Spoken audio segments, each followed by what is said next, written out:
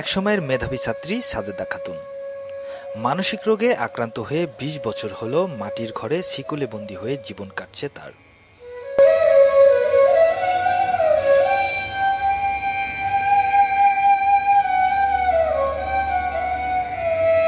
স্কুলের মেধাবী ছাত্রী সাজেদার পড়ালেখা অবস্থায় তার বিয়ে হয়। বিয়ের ৬ মাসের মাথায় মানসিক রোগে আক্রান্ত হন সাজেদা। স্বামীর বাড়ি থেকে চলে আসেন বাবার বাড়িতে। তার মানসিক রোগ বেশি হলে শিকলে বন্দী করে রাখা হয় তাকে। সেই থেকে আজ প্রায় ২০ বছর ধরে শিকলে বন্দী সাজেদা। আমি মোহাম্মদ আরিফুল ইসলাম, মোসাম্মদ সাজেদা খাতুনের প্রতিবেশী।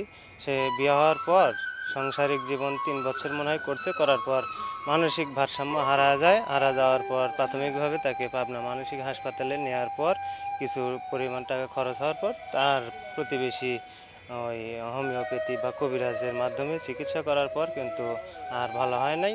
আর অর্থ সম্পদও নাই, তার সামর্থ্যও নাই, চিকিৎসা করার সাফল্যের মতো নাই কিছুই। যাই হোক, এলাকার বিত্তবান শক্তিশালী বা অর্থ সম্পদশালী যদি একটু সহযোগিতা করে তাহলে আমার মনে হয় একটু ভালো হওয়ার সম্ভাবনা আছে।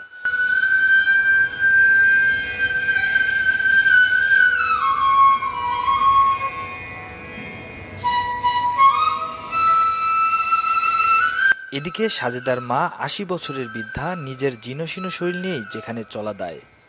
প্রতিবন্ধীকে লালন পালন করতে এ যেন জীবনের অগ্নি পরীক্ষা দিচ্ছেন ৮০ বছরের বৃদ্ধা জবেদা খাতুন।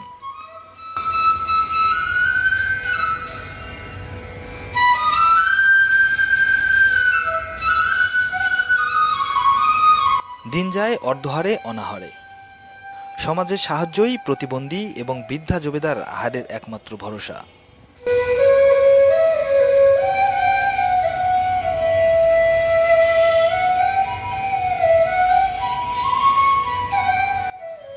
তো আসলে এখন যে পাগলের যে ২টা প্রতিবন্ধী এখন সে পালতেছে, তা আসলে প্রতিবন্ধী তো পালা খুবই কঠিন একটা মানুষের জন্য। আর সে নিজেই তো প্রতিবন্ধী, তাকে আর কি বলার যায়? এখানে তো বলার মতন কেউ নাই, আর এখানে এদের সাহায্য করার মতনও কেউ নাই। প্রতিবন্ধীকে নিয়ে একটু হেল্প করা এরকম কোনো কিছুই তাদের নাই। তো এখন সে মরা, তা আবার ২টা মরা টানে। তো এখন এই অবস্থাতে এখন যদি কোনোভাবে যদি সরকার সহায়তা করতো তাহলে হয়তো তার জন্য সুবিধা হতো। আর দ্বিতীয় কথা হলো, বাড়িটা যদি একটা হয়তো, বাড়িতে এই বাড়ির অবস্থা দেখেন কি অবস্থা, বাড়িতে এটা থাকার মতো না। হ্যাঁ, বৃষ্টি হলে চারিদিক দিয়ে পানি পড়ে, চাল চুল ভাঙা, দোয়াল ভাঙা, দেখেন রান্নাঘর নাই, কোনো কিছু নাই। আসলে খুব কঠিন অবস্থায় দিন পার করতেছে। আসলে এই ঘরে তো ২জন প্রতিবন্ধী পালার কঠিন, কিন্তু উপায় নাই, নিরুপায়। কি করবে সে? তো ওই অবস্থাতে এখন ওই একই ঘরের ভিতরে ২জনে রেখে সেও থাকে ওইভাবেই। ওই ঘরের ভিতরেই খাওয়া দাওয়া, ঘরের ভিতরেই টয়লেট ময়লেট যা করা সব কিছু ঘরের ভিতরেই চলে এখন আপাতত। তো কোনো কিছু নাই, জায়গা জমি নাই, সব কিছু শেষ, এখন নিরুপায়। এখন না, হ্যাঁ, এই বৃদ্ধ মহিলার কেউ নাই। মানে এখন যা করবে সেই মরা বাচ্চা তার উপরেই আছে, সেই এখন কঠিনভাবে চালাচ্ছে দিন।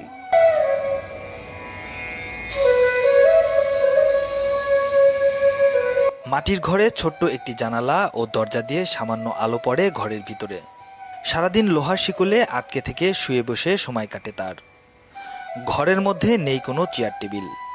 মাটিতে ছোট্ট এক টুকরো পলিথিন পেরে তার উপর জড়সড় হয়ে শুয়ে থাকেন সাজেদা। সবকিছুই করেন ঘরের মধ্যে।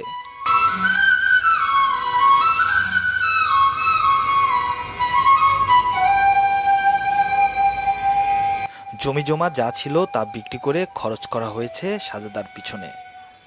সংসারের একমাত্র উপার্জনক্ষম ভাই, সেও ক্যান্সার রোগে আক্রান্ত হয়ে মারা গিয়েছে। সাজেদা কষ্ট খুব, ঘরের মধ্যে বান্ধে থুয়ে ধোয়া হয়েছে, ঘরের মধ্যে ভাত পানি ধোয়া হয়, ছেড়ে দিলে বারে খুব খিটেবি করে না পারে। আর ভাই বান্ধে থুইছে, আমরা দিয়ে শুনে আর কি সাথে ভাত টাত দেই। চিকিৎসা তো করছে ওর ভাই, সে ভাবনা নিয়ে গেছিল, চিকিৎসা করে তাও ভালো হলো না। বলছে টেহা পয়সা বহু ফুল আছে, মেলা টেহা ফুল আছে, সাইলে না রোড ভাঙ্গা চুড়ে করলে দেখে না বেড়ে সব কল জোয়া বেঁধে থাক না বেড়ে সেগুলকে বেঁধে থুইছে জিগের গাছ গাড়িয়ে। আজ ভালো পরে ২০-২৫ বছর ধরা বেঁধে থুইছে, থাকতেছে। আমি কি করবো, আমিও পারিনি, বেটাটাও চলে গেল। আমি ওই বেটি নিয়ে কি করবো, ওই বেটি সব কিছুই দেওয়ার লাগে। আমিও পারি না, আমার গা হাত খালি কাঁপে। তুলে ভাত ছিলেই তো না, মুঠে ভাত তুলে খায়, থাল বাসন ধোয়ার লাগে, ভাত এনে কাছে ধোয়ার লাগে, পানি বয়া দুধ দেওয়ার লাগে, আবার খাবো শুবু দিয়ে দেওয়ার লাগে, এই সেবা করার লাগে। আর ভাইটা আজ কয়েক বছর ধরা অ্যাকশন করলে, সে ভাইটা পুরা গেছে। এখন কিন্তু কী করি, আমিও নিশ্চয় আমি আর পারি না। এই জ্ঞানেন্দ্রনাথ বসাক চেয়ারম্যান আটক সেবা পরিষদ। আসলে আমরা নিজেরাও দীর্ঘদিন থেকে দেখতেছি যে এই মানুষগুলো শিকলবন্ধে বসবাস করতেছে। আমরা ইউনিয়ন পরিষদ থেকে যে প্রতিবন্ধী যে গভর্নমেন্টের যে ভাতাগুলো সেগুলো আমরা দেওয়ার চেষ্টা করি, এবং বিভিন্ন সময় আমাদের যে 2 ঈদে যে আমরা 10 কেজি করে চাউলগুলো পাই, এগুলোতে আমরা ওদের নামগুলো ইনক্লুড করে দেওয়ার চেষ্টা করি।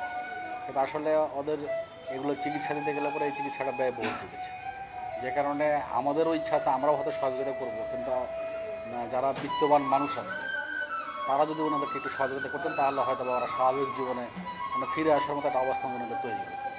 সাজেদা খাতুন তারাস উপজেলার দেশিগ্রাম ইউনিয়নের ভোগমাল গ্রামের মৃত ওয়াহেদ আলী সরকারের মেয়ে।